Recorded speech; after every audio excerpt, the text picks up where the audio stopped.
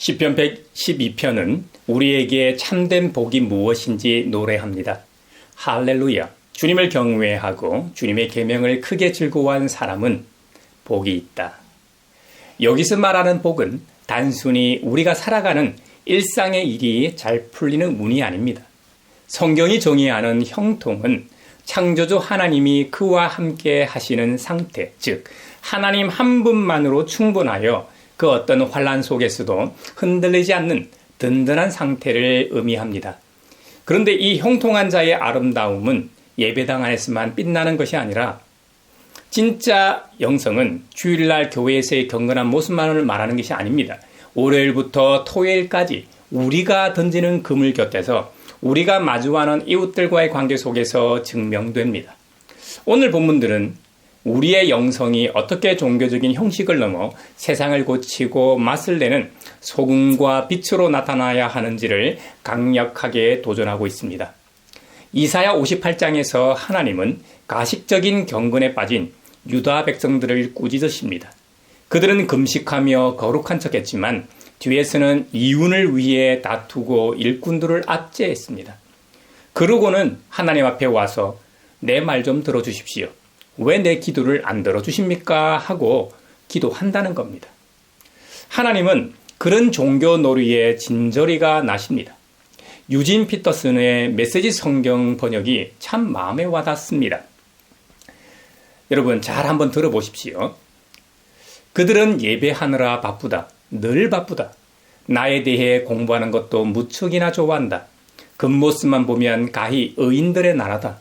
율법을 지키고 하나님을 높이는 자들 같다. 그들은 내게 무엇이 옳은 일입니까? 라고 물으며 나를 자기들 편에 세우기를 좋아한다. 그러면서도 불평한다. 우리가 이렇게 금식하는데 왜 알아주지 않으십니까? 우리가 이렇게 자신을 낮추는데 왜 거들떠 보지도 않으십니까? 하고 불평한다는 겁니다.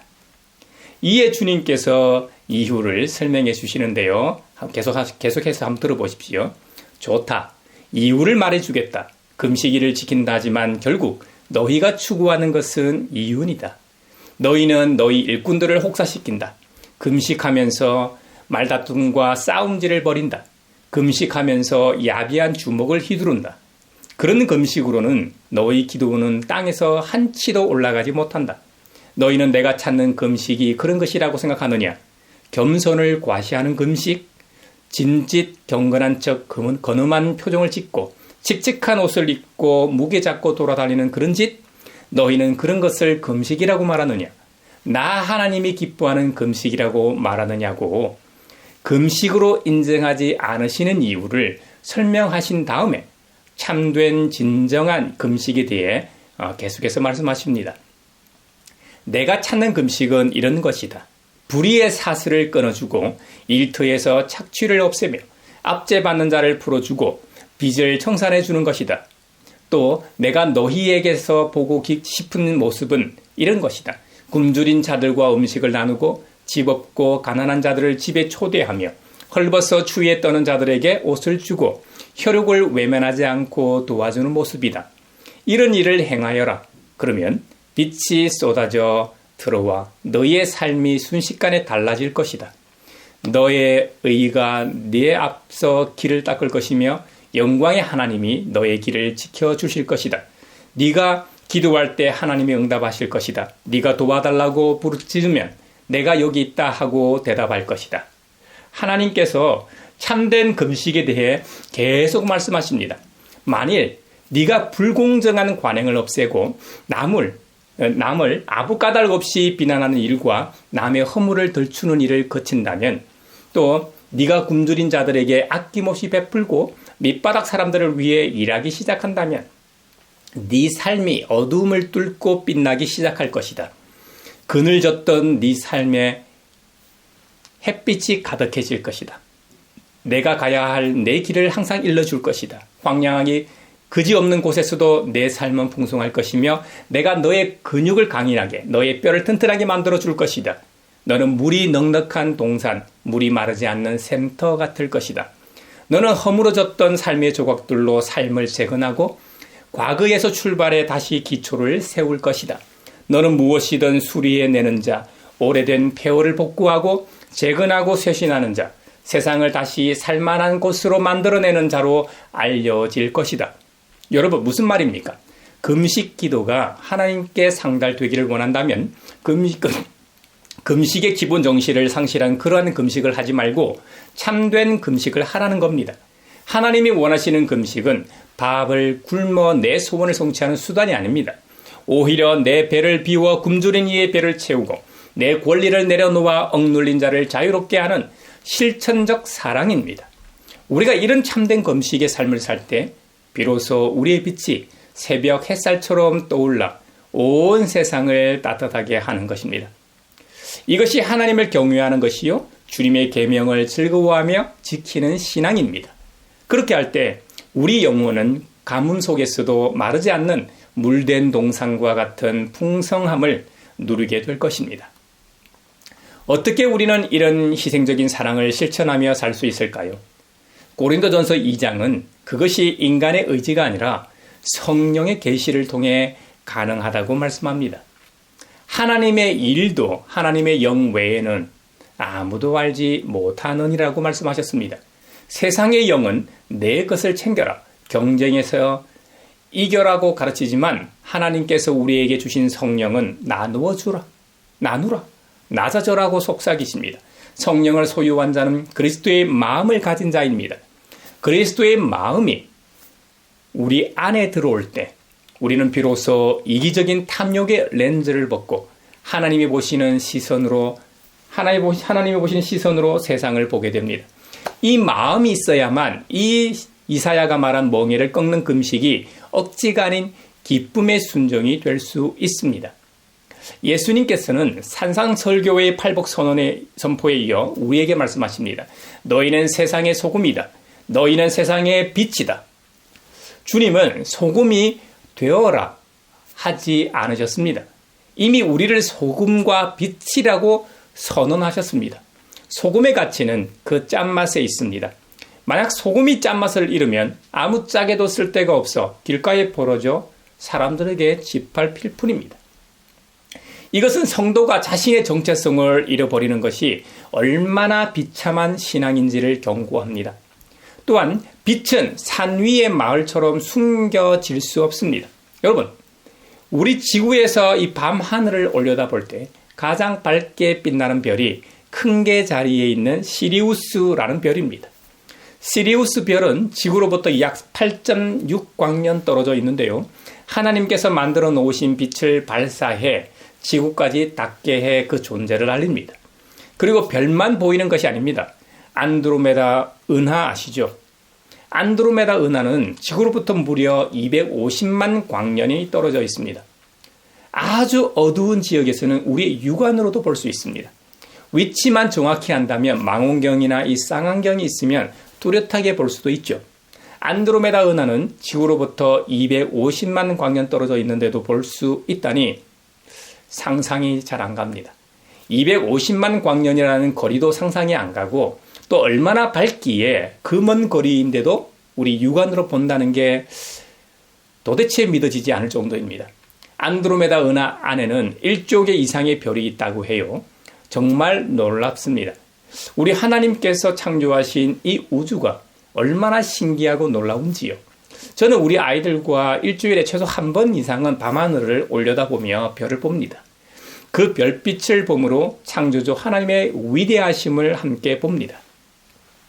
안드로메다 은하나 시리우스 별처럼 성도의 이 선한 행실은 세상 사람들에게 하나님의 영광을 비추는 통로가 되어야 합니다. 주님께서는 하나님의 사랑을 우리의 삶으로, 우리의 선한 행실을 통해 세상 사람들이 보게 하라고 말씀하셨습니다. 이 사랑의 실천이 율법을 폐하는 것이 아니라 완성하는 것입니다. 율법의 완성은 사랑입니다. 사랑 실천이야말로 하나님께서 가장 기뻐하시는 일입니다. 하나님의 사랑을 삶으로 살아내는 자가 하늘나라에서 큰 자라고 하신 예수님의 말씀을 우리 모두 마음에 새깁시다. 이제 이 말씀을 우리 한국 사회의 치열한 삶의 현장으로 가져와 봅시다. 첫째, 부당한 멍에를 꺾는 정의로운 직장인이 되십시오. 이사야 58장 6절은 하나님이 기뻐하시는 금식이 부당한 결박을 풀어주며 멍에의 줄을 끌어주며 압제받는 사람을 놓아주는 것이라고 말씀합니다. 이는 단순한 종교의식을 넘어 사회적 정의를 실천하는 것이 곧 예배임을 선포합니다. 우리가 마주하는 직장은 생존의 현장이자 동시에 멍해가 가득한 곳입니다.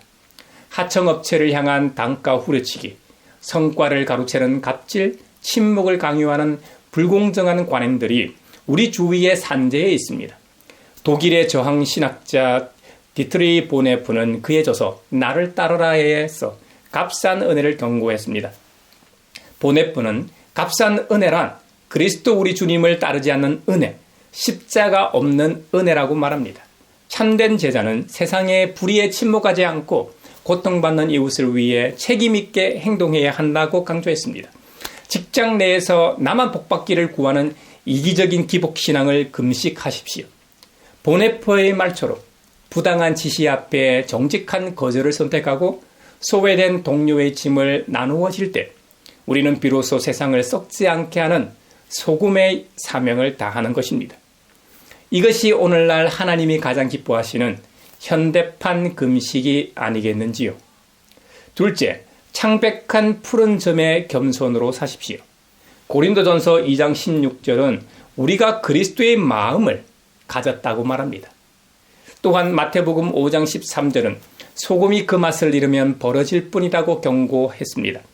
무슨 말입니까?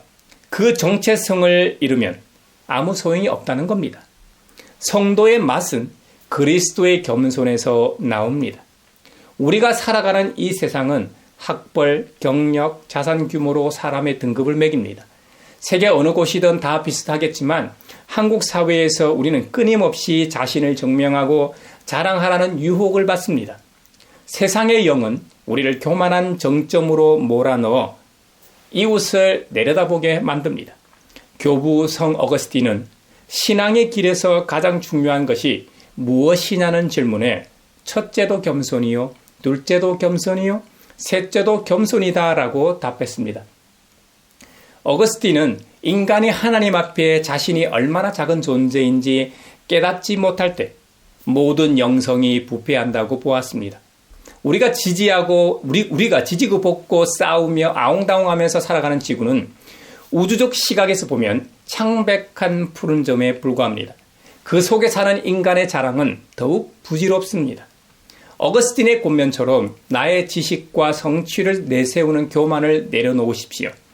창조주 하나님 앞에서 나의 자금을 고백하는 겸손한 그리스도의 마음을 품을 때 비로소 우리는 세상의 부패를 막는 소금의 짠맛을 회복할 수 있습니다.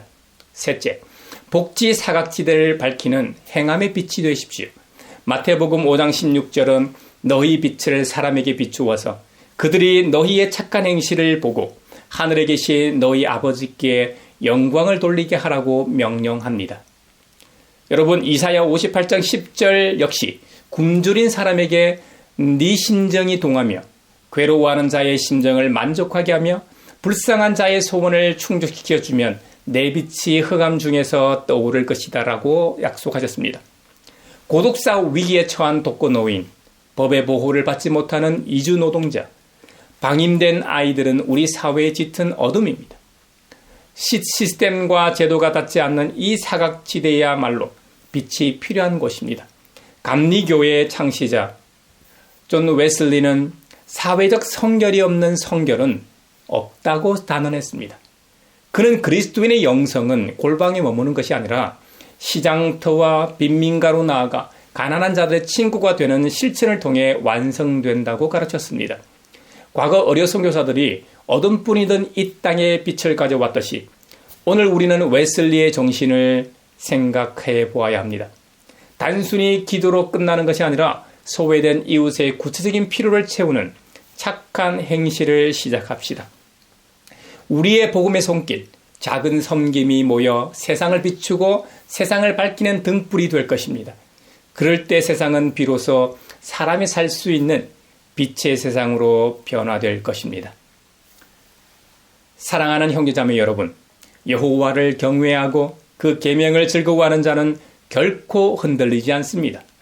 우리가 종교적인 껍데기를 벗고 하나님이 기뻐하시는 참된 금식과 사랑을 실천할 때 우리 인생은 물된 동산처럼 되고, 즉 물이 끊어지지 않는 샘터가 된다는 겁니다.